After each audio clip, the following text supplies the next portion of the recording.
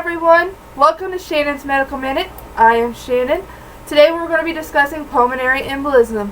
A pulmonary embolism is an obstruction in the pulmonary artery or bronchial branches by thrombus or multiple thrombi or blood clots.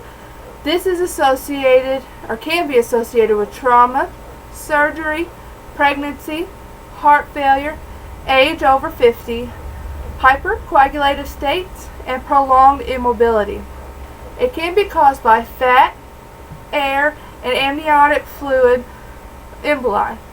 A heart rhythm that can cause this would be AFib. Some clinical manifestations, you ask, are dyspnea, most common with tachypnea, chest pain in the substernal area, anxiety, fever, tachycardia, hemoptysis, and syncope. Some diagnostic findings would be a chest x-ray, ECG, a D-dimer can be drawn peripherally from blood, then it tests for evidence of blood clots, a ventilation perfusion scan or VQ scan, and arterial blood gases, ABGs. Some preventative measures are active leg exercises, some early ambulation, especially after surgical procedures, anti-embolism stockings, as TED hose, and you'll want to walk around about every hour. Do not dangle your legs. That's bad also. So medical management. The goal to prevent PE, you want to dissolve existing clots, and you also want to prevent new ones from forming. This is very emergent. If not treated within 1 hour, it can cause fatality or death. When you enter the emergency room, you will be placed on oxygen. You will have IV fluids. The diagnostic studies that I discussed earlier will be performed. A Foley catheter may be placed, and IV morphine will be given for vasodilation for your pain. Some nursing management would be heparin. You would give heparin per doctor's orders. This is to keep new clots from forming.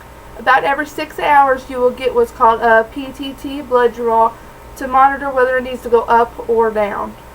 You will also be placed on Coumadin while on the heparin therapy because it takes at least 3 days for the INR to be therapeutic for you to go home. And you will be on Coumadin most likely for long term. The INR should be between 2.0 and 2.5. Some thrombolytic therapy would be urokinase, streptokinase, alteplase.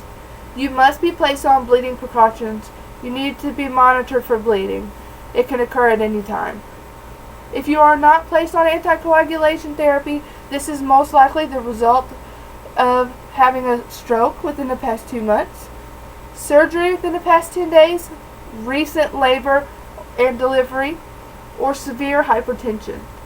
You also may need an IVC filter placed or an embolectomy to remove those clots. Some other nursing management would be to educate your patients on the preventative measures. Legs should not be dangled for an extensive period of time, and they should not also be crossed for an extensive length of time.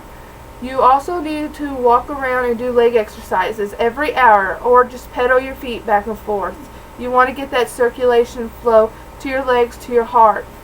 You also want to assess for potential pulmonary embolism, like history, medications that you might be on. If you're on Coumadin therapy, do not take vitamin K supplements or eat a diet high of vitamin K because that can alter the effects of the Coumadin and cause more clots.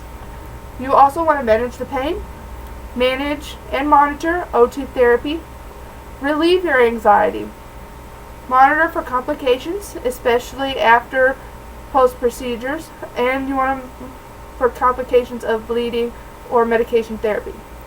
You also want to provide pristine post-op care to prevent infections, and also teach on the importance of follow-up visits.